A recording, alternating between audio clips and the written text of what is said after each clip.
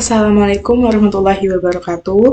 Perkenalkan, nama saya Nurul Hidayah, NIM C2C022510, kelas sore E Informatika. Di sini saya akan memaparkan tugas mata kuliah kecerdasan buatan kode IF 5005. Pertama-tama yang saya hormati Bapak Ahmad Ilham Eskom Mkom selaku dosen pengampu mata kuliah kecerdasan buatan.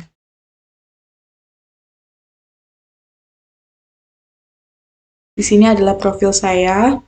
Dilanjutkan dengan latar belakang. Di era digital saat ini, data menjadi aset yang sangat berharga dalam berbagai bidang, termasuk bisnis, kesehatan, keuangan, dan teknologi. Dengan jumlah data yang semakin besar dan kompleks, diperlukan metode yang efektif untuk mengolah, menganalisis, dan mendapatkan wawasan dari data tersebut. Machine learning atau ML merupakan salah satu pendekatan dalam kecerdasan buatan yang memungkinkan sistem belajar dari data tanpa harus diprogram secara eksplisit. Dalam penerapan machine learning, terdapat beberapa tahapan utama yang harus dilakukan agar model yang dibangun memiliki kinerja yang optimal. Selanjutnya yaitu tujuan. Di sini ada 5 tujuan. Yang pertama, memahami proses pengumpulan dan eksplorasi data. Yang kedua, mempelajari tahapan pengolahan data. Yang ketiga, menjelaskan konsep pemodelan data machine learning. Yang keempat, mengevaluasi performa model menggunakan confusion matrix. Dan yang kelima, mempersiapkan peserta untuk mengimplementasikan machine learning dalam berbagai bidang. Saya lanjutkan ke dalam Kaggle. Di sini saya menggunakan kaggle.com untuk mendapatkan datanya. Pertama-tama saya login terlebih dahulu, memasukkan akun, dilanjutkan mencari data. Di sini saya menggunakan data mengenai IMDb. Movie dataset. Ini adalah tampilan yang saya gunakan untuk saya olah datanya, kemudian nanti saya masukkan ke dalam Colab seperti ini. Pertama-tama itu saya download terlebih dahulu data ini berupa zip-nya,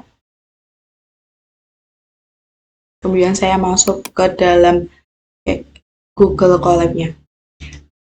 Data yang saya gunakan itu berupa dataset IMDb Movies from 1960 sampai 2023 yang tersedia di Kaggle, berisi informasi terperinci tentang film-film yang dirilis antara tahun 1960 hingga 2023. Meskipun saya tidak memiliki akses langsung ke database tersebut berdasarkan deskripsi umum dan database dan dataset serupa, berikut adalah beberapa fitur atau kolom yang biasanya ditemukan dalam dataset IMDb. Yang pertama yaitu title atau judul film, yang kedua year atau tahun rilis film, yang ketiga genre, yang keempat director, yang kelima cast, yang keenam rating, yang ketujuh votes, kemudian ada runtime atau durasi film, language atau bahasa yang digunakan, country atau negara asal produksi film, kemudian ada budget atau estimasi anggaran produksi film, gross adalah pendapatan kotor yang dihasilkan oleh film, kemudian yang ke-13 production company atau perusahaan yang memproduksi film tersebut, kemudian ada plot atau ringkasan singkat atau sinopsis cerita film, dan yang terakhir itu ada keywords atau kata kunci yang terkait dengan tema atau elemen penting dalam film. Nah, fitur-fitur ini memberikan gambaran komprehensif tentang setiap film dan dapat digunakan untuk berbagai analisis seperti tren dalam genre film, hubungan antara anggaran dan pendapatan, atau pengaruh sutradara dan pemeran tentang rating film. Kemudian setelah saya ambil data dari Kaggle ini, saya melakukan praktikum ambil data dengan download file dari Kaggle. Langkah yang pertama yaitu saya membuka website kaggle.com, kemudian pada bagian dataset, saya lakukan pencarian sesuai dengan keinginan, kemudian saya download zip atau file CSV-nya, kemudian upload file ke dalam Google Drive yang menyambung dengan Google Colabs, dan langkah selanjutnya yaitu langkah pemanggilan file dalam Google Colabs. Nah, di sini saya menggunakan kode import pandas spd, kemudian path ini memanggil yang sudah saya masukkan sebelumnya di Google Drive ini. Kemudian nanti jangan lupa untuk dipanggil datanya dengan kode df. Nah, ini adalah tampilan yang sudah muncul. Saya letakkan di dalam sini, di bagian mata kuliah kecerdasan buatan. Ini nanti saya panggil, jadi dengan cara copy path-nya, kemudian saya letakkan ke dalam sini. Seperti itu.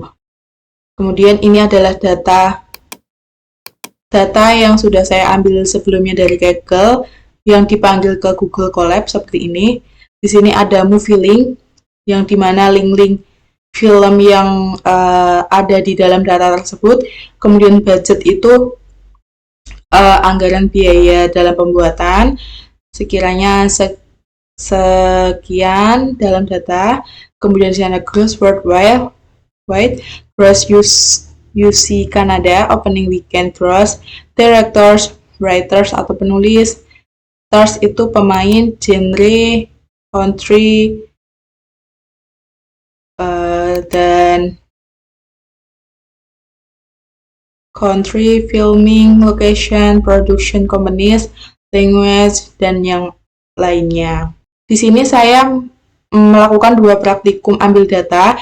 Yang pertama tadi dengan cara download file dari Kaggle terlebih dahulu, dan yang kedua melakukan ambil data pakai API Kaggle.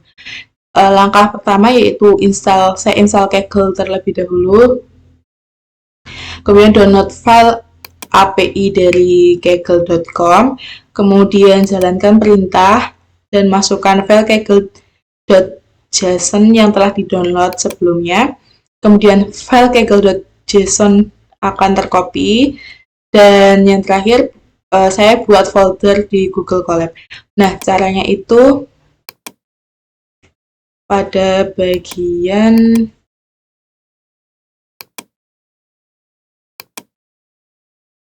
sini. Nah, di create new token ini dipencet saja, kemudian continue, yang nantinya akan mendapatkan file kaggle.json seperti ini, yang akan digunakan ke dalam file di Google Colabs.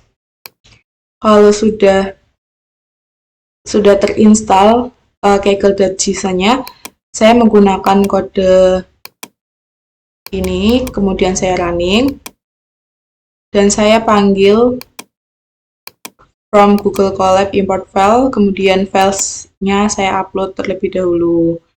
Seperti ini kalau sudah di running. Selanjutnya di sini saya mengcopy folder yang sudah ada di directory ini, kaggle.json-nya, dengan kode seperti ini, kemudian saya running.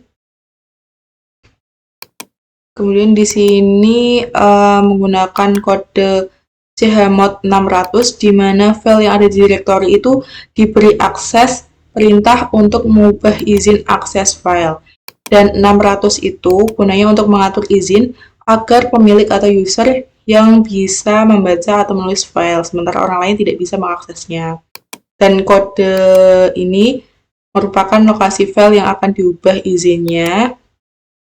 Slash ini directory home, kemudian .kaggle slash ini folder tempat menyimpan file API dari Kaggle, dan kaggle.json sendiri adalah file kredensial API untuk mengakses dataset Kaggle. Kemudian di running. Kemudian di sini saya mencoba memanggil tentang Netflix movies. Itu isinya seperti ini. Kemudian saya copy lokal dataset ke lokal. Nah, ini hasil dari zip IMDb movies yang sudah saya dapatkan dari Kaggle. Ini saya ambil data berupa file zip-nya, saya download dulu dari Google Colab-nya, kemudian saya unzip. dan saya import pandas SPD, import Nampi SPD. Kemudian saya copy path-nya dan panggil datanya, dan muncul datanya seperti ini. Ini dengan cara memanggil data dari Kaggle-nya langsung. Setelah itu, di sini saya mencoba menampilkan data khusus 5 data pertama dengan kode df.head 5 data dan tampil seperti ini. 1, 2, 3, 4, 5. Dan di sini saya cetak tipe datanya yang ada pada kolom yang sudah tersedia. Itu tipe datanya ini. Kemudian setelah saya mendapatkan data, saya melakukan pra-pengolahan data. Pra-pengolahan data pada data IMDb Movies from 1960 to 2023 bertujuan untuk membersihkan dan menyiapkan data agar siap digunakan dalam analisis atau model mesin learning. Langkah pertama adalah memeriksa data mentah, termasuk melihat tipe data, struktur kolom, dan sampel isinya. Selanjutnya dilakukan penanganan nilai yang hilang dengan menghapus atau mengisi data kosong menggunakan rata-rata atau modus. Duplikasi data juga dihapus agar tidak mengganggu analisis. Kemudian dilakukan penyesuaian tipe data seperti mengubah tahun menjadi integer dan rating menjadi float agar bisa diolah dengan benar. Data kategorikal seperti genre, bahasa, dan negara dikonversi ke format numerik melalui metode one-hot encoding atau label encoding. Untuk data numerik seperti budget dan pendapatan dilakukan normalisasi agar skalanya lebih seragam. Setelah semuanya selesai, data yang telah dibersihkan disimpan kembali dalam format CSV sehingga siap digunakan untuk analisis lebih lanjut atau model prediktif. Setelah itu, di sini saya melakukan pemodelan atau training dan testing. Nah, dari hasil pemodelan ini dilakukan role, rumus, dan pohon keputusan. Di sini saya menggunakan kode ini untuk menampilkan datanya. Kemudian, kalau sudah itu unzip datanya, kemudian muncul seperti ini, file-file CSV-nya akan dimunculkan dan data-data lain yang ada di dalamnya. Ini muncul di bagian sini, sampel data. Oke. Kalau sudah, langkah selanjutnya yaitu import pandas SPD, kemudian memanggil path format CSV yang sudah tertera di file tadi. Kemudian saya panggil 5 data pertamanya dan memunculkan hasil seperti ini setelah di running. Ini ada language wins, production companies, nomination Oscar, dan yang lainnya. Kemudian langkah selanjutnya di sini saya memanggil kolomnya, yaitu berisi tentang ID, title, movie link, dan lain sebagainya. Nah, di sini saya melakukan hapus spasi ekstra dengan kode ini agar selanjutnya itu lebih tertata dan lebih rapi. Kemudian saya menampilkan seluruh nama kolom. Ini nama kolomnya saja yang saya tampilkan. Kemudian memeriksa proses processing yang bisa mengubah data frame dan menghasilkan data seperti ini setelah di running. Kemudian saya memeriksa apakah ada karakter aneh di nama kolom. Dan ini adalah hasil pemeriksaannya. Kemudian ini ada kode untuk membuat sebuah pohon keputusannya. Kodenya seperti ini. Di sini saya menggunakan ID, gross worldwide, dan budget, dan memunculkan